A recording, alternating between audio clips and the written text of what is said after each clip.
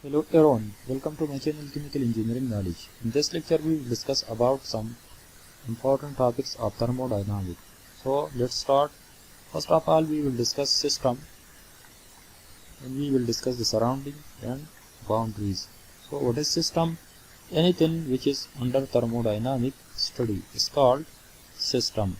So suppose this is a beaker, this is a beaker, this is a beaker. We place some water in the beaker, then the water which we study is called our system. So this water is nothing but it is our system. Similarly, take some carbon dioxide gas in a piston cylinder assembly. This is carbon dioxide gas. Suppose take carbon dioxide gas in a piston cylinder assembly. So this carbon dioxide gas is nothing but it is our system. So this is our system. Similarly, take oxygen in the piston cylinder assembly. That will be our system. Similarly, take air. This is air. The air is our system. Similarly, take air in a balloon.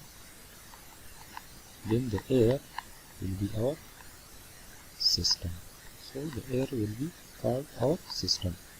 So now what is surrounding? Anything which is not part of the system. So anything outside from the system is called surrounding. So this is water is our system, and everything which is outside from the water, like this place, this place, this whole place, these are called the surrounding. So anything outside from the system. So system is water is our system, and this is our surrounding. These boundaries, this air, these are the surrounding. So these are the surrounding of our system. These are the surrounding of our system. This is the surrounding. Now, what is boundary? It is an imaginary line. Boundary is nothing but it is an imaginary line. So the system and surrounding are separated by line, or the system and surrounding are separated by boundaries. So what is mean by boundaries? This is the boundary. This is the boundary. This one is the boundary which separate this water from this air. The air, suppose this is air, and the air is called the surrounding, the water is called the system, and the piston and the boundary, this whistle is called the boundary. The side of the whistle is called boundary. So this is called the boundaries. Boundaries. Similarly, this is carbon dioxide of our system. Suppose this is air. Air is called the surrounding, and this green one is called the boundary. So boundary separate the system from the surrounding. Similarly, air by balloon. So air is system, and suppose this is air or atmosphere. This is called the surrounding, and this yellow one is the boundary. So this boundary separate the air from the outside air or from the outside environment. So the outside environment is called the surrounding. Now, how many types of system are present in thermodynamics? So actually there are three types of system which are very important in the thermodynamics. One is the open system. Another type of system is called the closed system, and the third type of system is called the isolated system. So three type of system. One is the open system, one is the closed system, and the third one is the isolated system. Three type of system are actually present. Now what is the open system? Suppose take water in a beaker.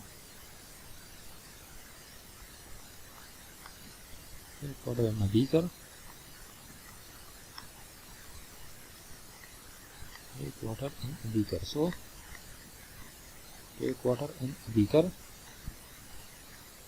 give some heat to it. Give some heat to it. After a certain time, the water will become evaporated. Some vapor will produce from the liquid water. So the water will convert it from liquid state to the gaseous form. So take water in the beaker, give some heat to it, the water will convert it into vapor. These are the water vapor. So this type of system is called open system, because open system is the type of system through which mass can transfer. So mass can easily transfer through open system. So this is the open system. Similarly, take a pipe. Similarly, open pipe is an example of open system. Suppose this is pipe, liquid flow into the pipe, the fluid is entering to the pipe, the fluid leaving the pipe. So this is our open system. Similarly, compressor is another example of open system. This is the gas inlet, gas out from the compressor. So compressor is open system. Compressor is open system.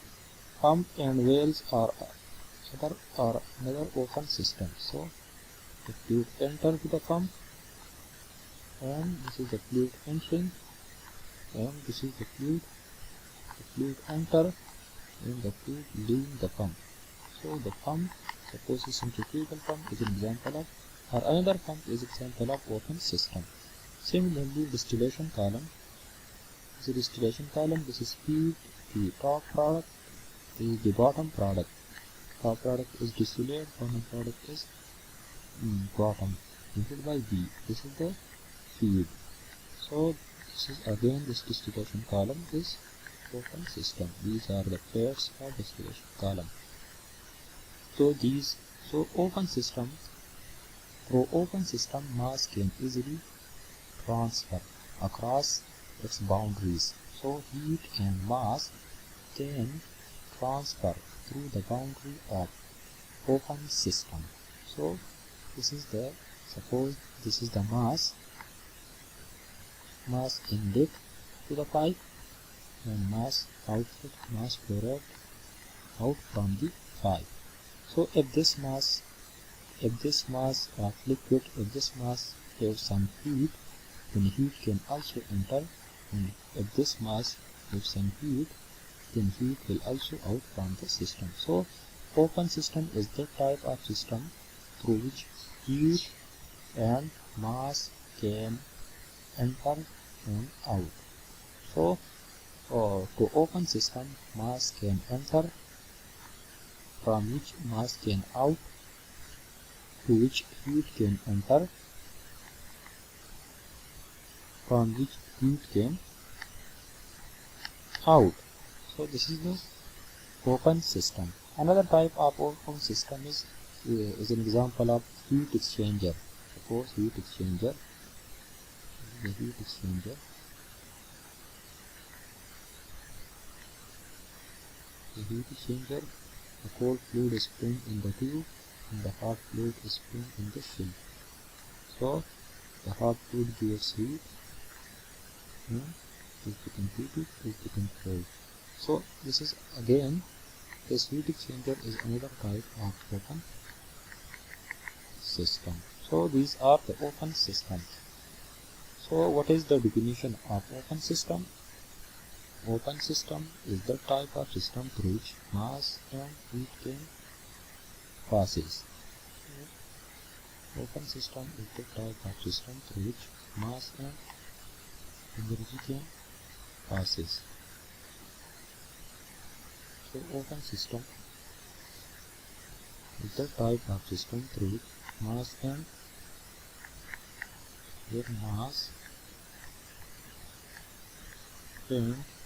energy can crosses the system boundary. So mass and energy, heat is energy, so mass and energy can cross the boundary of open system. So this is an example of open system. So this was a pipe, the mass was entering, and this mass contained some heat, some heated fluid. So the mass and heat were entered. Suppose this is the boundary, this was the boundary, this is also the boundary, this is the boundary, this is the boundary. So mass and heat crosses the boundary, and mass and heat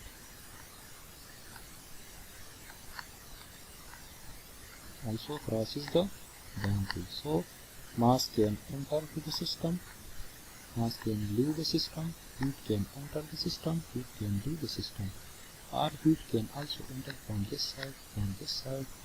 So heat and mass are entering and leaving the open system.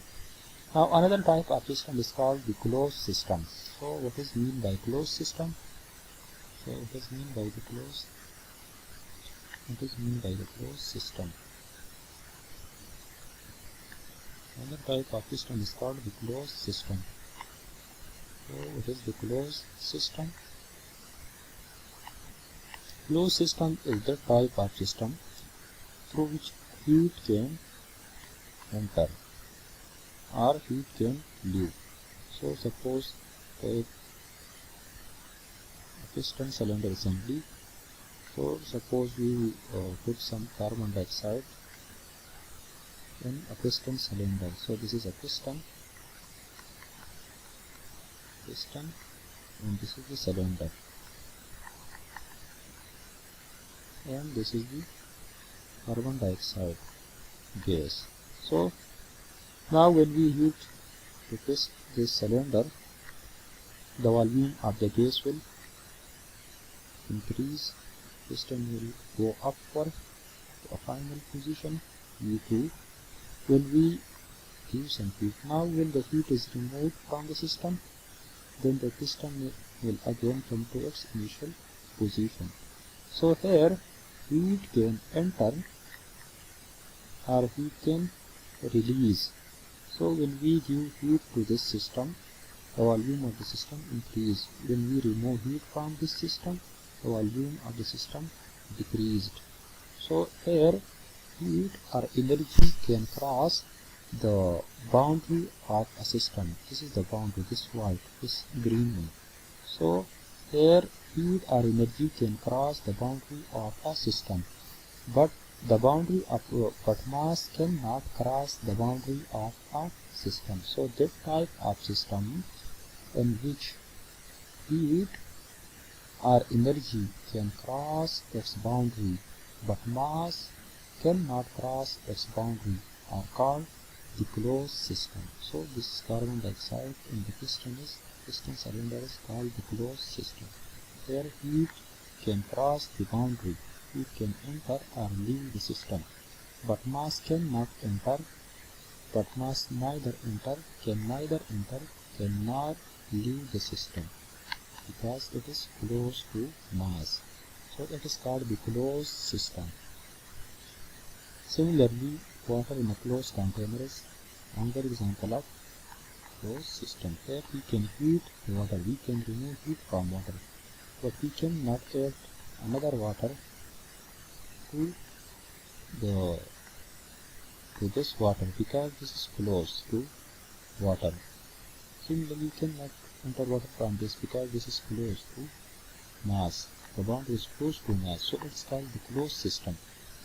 Another type of system is called the isolated system. So isolated system is that type of system through which neither mass nor energy can cross its boundary. So the boundary of isolated system, so mass and energy cannot cross the boundary of isolated system. So the third type of system is called the isolated system. Isolated system. Example of isolated system is thermoflask. Closed thermoflask.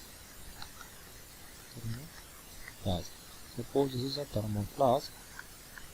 There some water is present in it, so heat cannot remove from this thermoflask. Heat cannot enter to this thermoflask. Similarly, it is closed. Its boundary is also close to mass. Mass cannot come out from the boundary.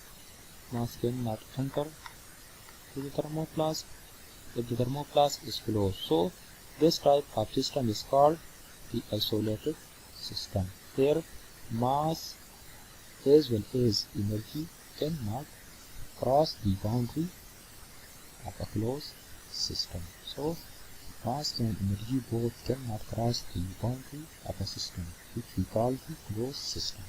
And the famous example is the thermoflask. Now, there are two important properties which we will discuss in the thermodynamics. One is the extensive property and other is the intensive property. So, one is the extensive property and another is intensive property. These are very important properties. So, one is the extensive and another is intensive property. Extensive property depend on the extent or amount of substance, but intensive property don't depend on the amount of substance. So there are two types of property. One is the extensive property of a system, and another is the intensive property of a system. Now, what is the extensive property? It is that type of property which depend on amount of substance.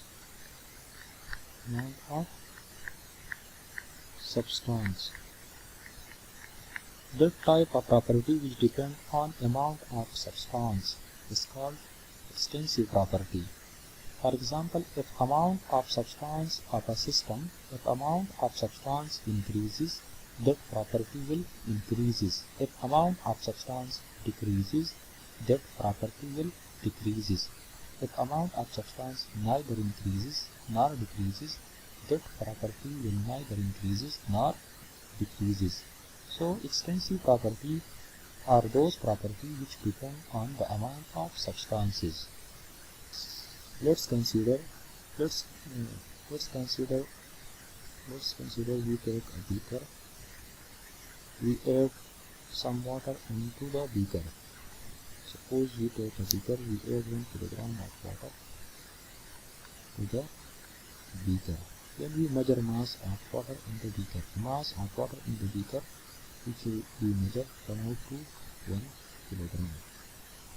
Then we add some more water. We add 1 kilogram.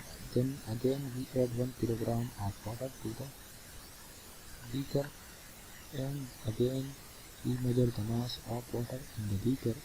It come out to 2 kilogram. Then again we add some more.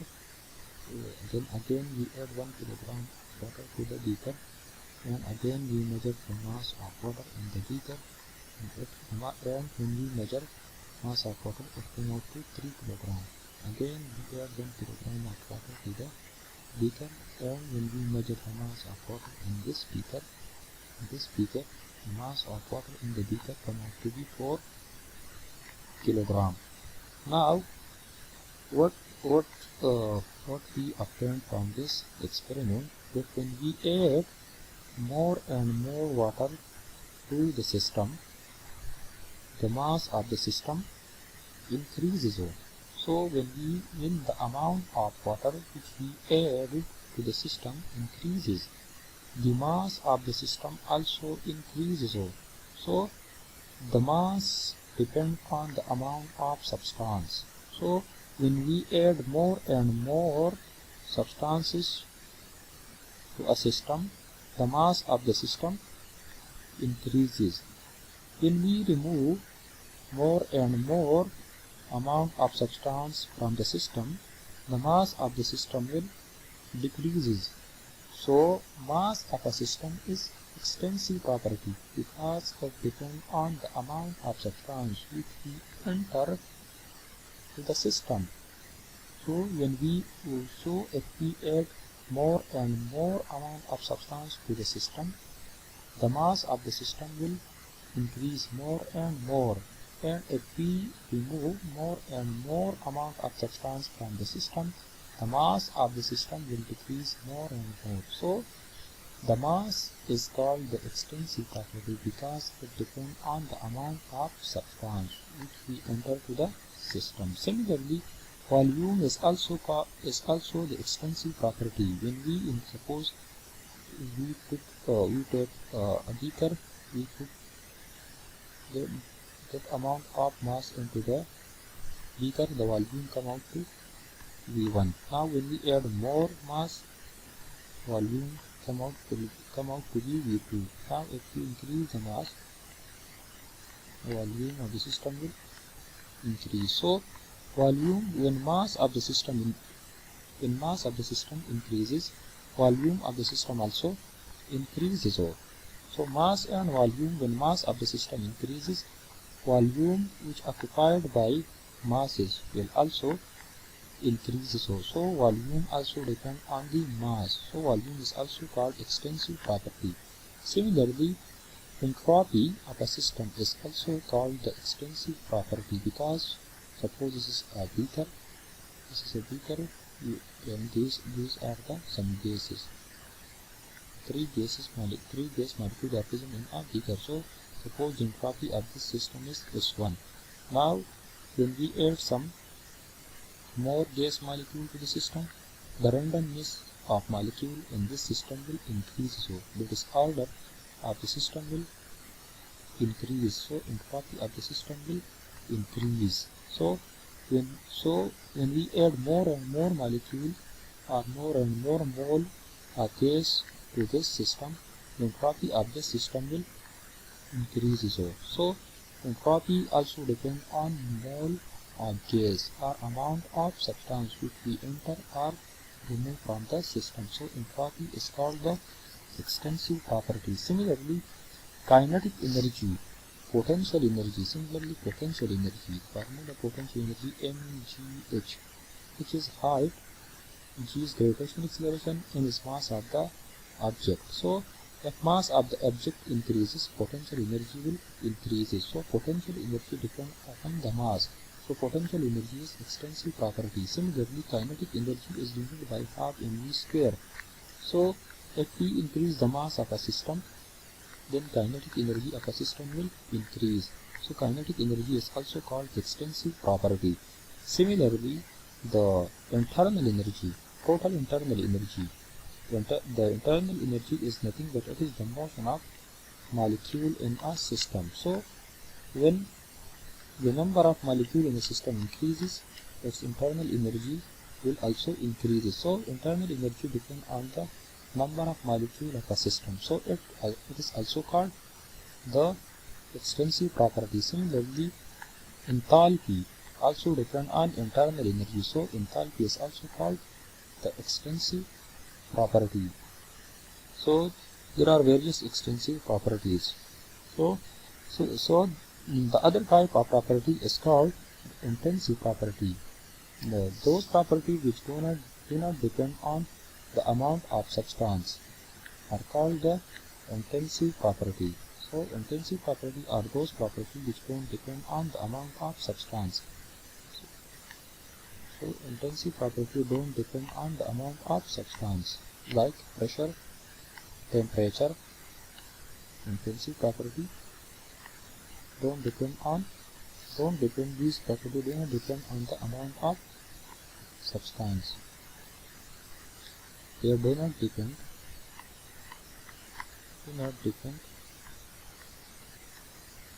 on amount of substance. Those properties which do not depend on amount of substance is called intensive property. For example, take a beaker of water, place thermometer in it, read the temperature of water. Suppose it come out to 20 degrees centigrade. Now take another beaker, fill it with water up to this level. With water, fill this beaker with water and put the thermometer in it.